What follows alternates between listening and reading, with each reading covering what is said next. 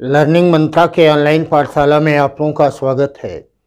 आज के इस क्लास में आपको मैं एक ऐसा किस्सा बताने चल रहा हूँ कि जिसको आपको सुन करके न केवल आपका एग्ज़ाम का एक सवाल सही होगा, बल्कि आपके समझ में भी यह बात आएगा कि आखिर वह कौन सा अवसर था जबकि किसी भारतीय मुद्दे के संदर्भ में ब्रिटिश सरकार गिर जाती है। सवाल यहाँ पर यह था कि किसी भी सरकार का गिरना और किसी भी सरकार का सत्ता में बने रहना किस बात पर निर्भर करता है। यह इस बात पर निर्भर करता है कि उसका सरकार में, उसका निम्न सदन में बहुमत कायम है या नहीं। बट यह अजीबोगरीब किस्सा है। यह अजीबोगरीब किस्सा इस बात के लिए है कि ऐसा नहीं था कि हाउस ऑफ कॉमन्स में ब्रिटेन का जो निम्न सदन है, जबकि वहाँ का उच्च सदन लॉर्ड सभा है, ये हाउस ऑफ कॉमन्स में सरकार के खिलाफ कोई अविश्वास का प्रस्ताव लाया गया और ब्रिटिश सरकार गिर गई। बल्कि इसका दूसरा एक कारण है और उस कारण को हम लोग समझने का प्रयास करते हैं कि यह वाक़या उस दौरान का है जब ईस्ट इंडिया कंपनी को लेकर ब्रिटेन में उथल पुथल मचा हुआ है।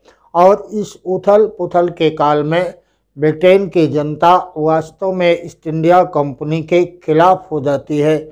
यह उस समय का एक प्रकार का वाक़या है और खिलाफ होने में कंजर्वेटिव मेंटलिटी के लोग और भी ज़्यादा ईस्ट इंडिया कंपनी के खिलाफ हो चले थे।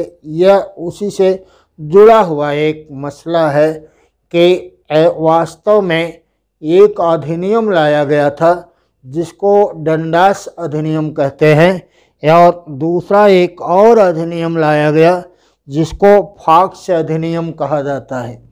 एक आम बात क्या है, आपको याद करना है कि डंडास अधिनियम यह डंडास महोदय के द्वारा लाया गया और दूसरा अधिनियम है फॉक्स अधिनियम, और यह फॉक्स अधिनियम लाया गया था किसके द्वारा?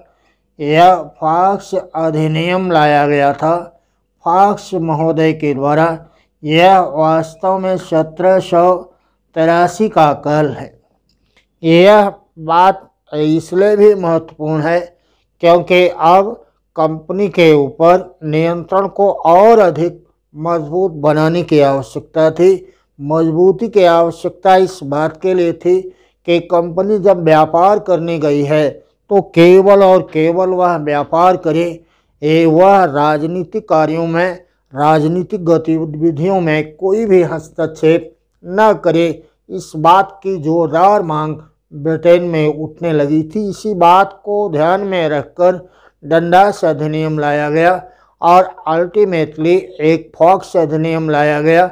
इसके अंतर्गत यह प्रावधान किया गया था कि जब कंपनी का कर्मचारी भ्रष्टाचार में लिप्त है तो उसको अगर ब्रिटिश सरकार के द्वारा चाहा गया तो वापस भी बुलाया जा सकता है। दूसरा, इसमें यह प्रावधान किया गया कि बोर्ड ऑफ कंट्रोल की स्थापना किया जाए और इस बोर्ड ऑफ कंट्रोल के द्वारा कंपनी के राजनीतिक गतिविधियों के ऊपर नियंत्रण स्थापित किया जाएगा। यह यूं कहें कि व्यापारिक गतिविधियां और राजनीतिक गतिविधियों को अलग कर दिया जाएगा। तो यह आता है और इस अधिनियम को आने के बाद हाउस ऑफ कॉमन्स के अंतर्गत इस अधिनियम को तो पारित कर दिया गया, लेकिन जब यह अधिनियम लॉर्ड सभा में गया तो लॉर्ड सभा में पारित नहीं हो पाया। और यही वह बात थी जिसके परिणाम स्वरूप अल्टीमेटली लॉर्ड नॉर्थ और फॉक्स महोदय के मिलीजुली सरकार को त्यागपत्र देना पड़ता है। तो यह मसला किसका है कि किस मुद्दे पर? फॉक्स बिल के मुद्दे पर ब्रिटिश सरकार गिर जाती है। इसलिए यह पहला और अंतिम मुद्दा रहा। यह पहला और अंतिम मुद्दा बनता है जबकि किसी भारतीय मसले पर ब्रिटिश सरकार गिर गई, क्योंकि फॉक्स अधिनियम के द्वारा जो प्रावधान किया गया था उस प्रावधान के अंतर्गत यह व्यवस्था की गई थी कि कंपनी के व्यापारिक गतिविधि और राजनीतिक गतिविधि को अलग किया जाए।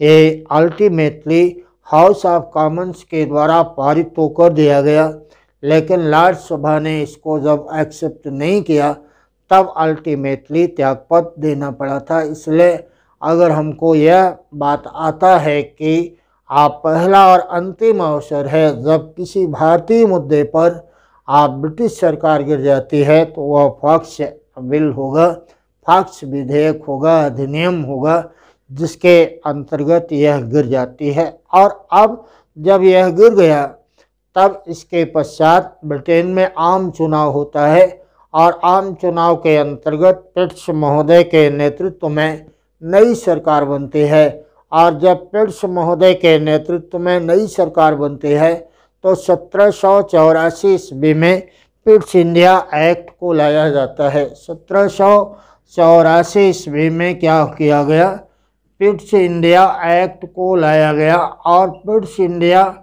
एक्ट को लाने पर वह प्रावधान कर दिए गए जिसका उल्लेख डंडास और फॉक्स अधिनियम के अंतर्गत किया गया था।